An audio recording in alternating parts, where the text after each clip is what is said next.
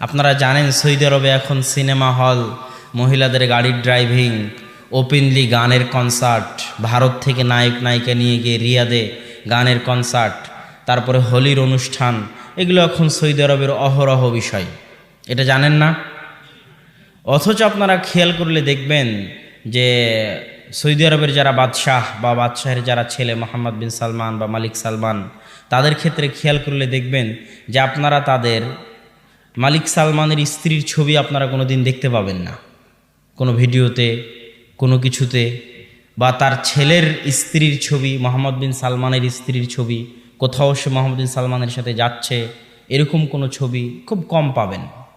তার মানে আমি এরকমও জানি দুবাইয়ের কিছু বাদশাহ আছে যাদের স্ত্রীদের ছবি তাদের পাসপোর্টে পর্যন্ত নাই।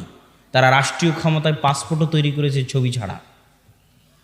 তার মানে তারা পারিবারিকভাবে পর্দা, কথা বলে না, তারা পারিবারিকভাবে পর্দা মানে, কিন্তু জনগণ মানতে চায় না। হাজার হাজার লক্ষ লক্ষ যুবক ইউরোপ আমেরিকা থেকে পড়ে এসেছে, লক্ষ লক্ষ যুবক যুবতী ইউরোপ আমেরিকা থেকে পড়ে সৌদি আরবে ঢুকছে। তারা পরিবর্তন চায়, তারা কনসার্ট চায়। শুধু বাংলাদেশের মহিলারা হিন্দি সিরিয়ালের ভক্ত, এ কথা ভুল।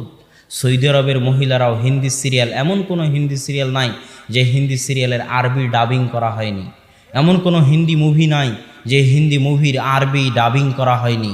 সৌদি আরবের মহিলারা ওই হিন্দি সিরিয়াল, হিন্দি মুভিগুলোর ভক্ত, ফুটবল খেলার ভক্ত, তারাও এগুলো দেখে এবং শুনে।